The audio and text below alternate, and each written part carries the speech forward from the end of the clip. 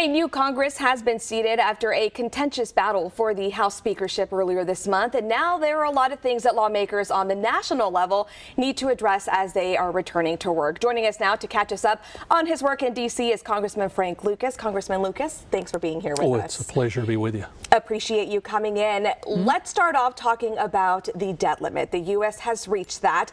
Kind of talk to us about what happens next and what this means for our country.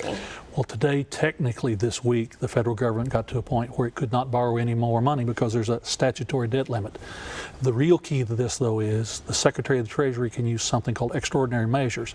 This may drag on until August or September, but before the year's out, either we have to raise the debt ceiling or make draconian, dramatic cuts in spending. Also bear this in mind, the debt ceiling is like cashing the checks that have already been written. Sometimes people forget that. Okay, so let's talk about the spending cuts. We know that a lot of House Republicans are looking at some deep spending cuts here. The White House has said this is a non-starter for them. Talk to us about the negotiations. Do you see any type of resolution? This is going to be a very fiscally conservative House with the Republicans running it, but we're only a 5-seat majority. The Democrats have a majority in the Senate and they control the White House. So it's going to be an uphill battle. If we can succeed in making spending reforms, reduce the trajectory of spending, it'll be a great success, but we have to see how the fight comes out, and it'll be hard fought. And as we talk about spending, some of the big topics that a lot of people are talking about, cuts to Social Security, cuts to Medicare. It seems like House Republicans are kind of divided on this. Where do you stand? Well, I serve with a number of zealots who are very idealistic, but the practical matter is Social Security, Medicare are very important programs to senior Americans. Medicaid, or as we call it in Oklahoma, Sooner Care, are very important to folks who have economic challenges in their life. So the question then becomes, if you don't do that, what about defense spending? There's a war going on in Europe. The Chinese are a very aggressive threat to us and our allies across the Pacific. So I don't see how you cut defense spending. So that means that in the remaining programs, things called discretionary spending, that's where the cuts have to come from. Or, in a more practical sense, just to agree to reduce the growth of federal government so we can grow into balance. That's probably the practical route we'll go. There is definitely a lot to talk about here, and we will continue following that. Let's talk about inflation now, continuing to be a problem for Americans, for Oklahomans. How are you working to address the issue and get that relief that Oklahomans need? Well, remember, inflation, the fundamental definition, and I'm an old Aggie Con graduate from Oklahoma State, is too many dollars chasing too few goods and services. During COVID, when we spent lots of money to keep the industry and people going, and at the same time goods and services, because factories closed, services were not available, we got things out of balance. We have to reduce spending, operate within our means, and encourage economic growth. Tax policies, regulatory policies, so there are more goods and services out there, and it'll rebalance. But right now, we've got a tough go, all of us. You've also now been, you are returning to the Agriculture Committee, so you got a lot on your plate here. You've been a member since being elected into office. What are your top priorities right now? Well, I'm a farmer by trade, so I understand what's going on out on the farm. A farm bill is a document that covers the production of and the consumption of food. It provides a safety net to make sure that we can continue to have enough to eat of the highest, most affordable food in the world. Farm bill needs to be reauthorized this year in 2023. I think we'll do it. In the worst case scenario, if not, we'll extend it for another year. But farm bills, that's a matter of national security, because if you can't feed yourself, then you're at the mercy of the rest of the world, and we can't let that happen.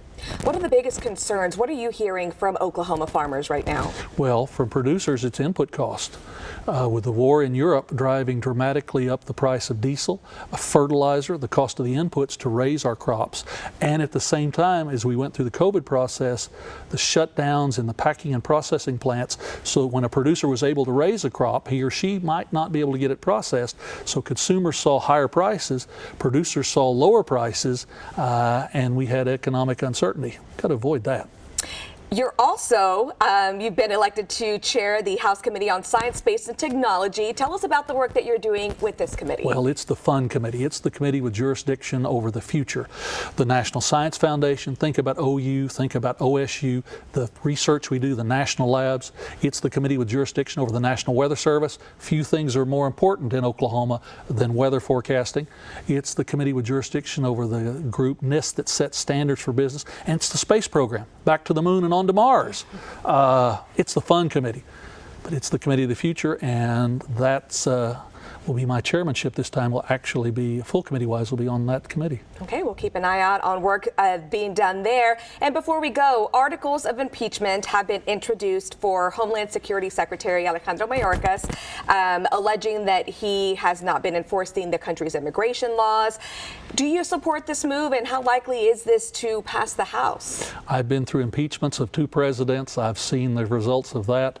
I would suggest to you that my colleagues on the Judiciary Committee have to make the case. If they can convince the Judiciary Committee to move forward, then they have to convince the House. But it's going to be really hard getting a Democrat majority in the Senate to vote to impeach a Democrat cabinet officer. We talk about the Senate and the House and working together. What do you see for the future of our country right now and getting both parties to come together and reach some bipartisan legislation and bipartisan issues? Well, I'm fortunate to serve on the Ag Committee and on Science Committee, and we historically have been bipartisan committees focused on the issues. Congress as a whole, and the nation for that matter, it's a reflection, I think, of how evenly we divided. In the last session of Congress, the Democrats had a 5-seat majority out of 435. Control flipped. There's now a 5-seat Republican majority. Think how tight that is. But in the Senate, in the last session, it was a 50-50 tie. Now it's a 51-49 tie. How long has it been since we've had a president who won by a landslide? Part of this would be solved if the American people would just decide which way they want us to go. I give a signal and we'd move forward. Now, I'm a Republican, I'm a conservative, I'm a market-oriented guy. I have an opinion about where we should go, and my constituents have supported me, but the nation as a whole, they just keep us in this teeter-totter pattern, and that makes it hard. Okay, Congressman Frank Lucas, we appreciate you coming in, and feel free to keep us updated with anything going on in D.C. and the work you're doing. Absolutely, I look forward to it.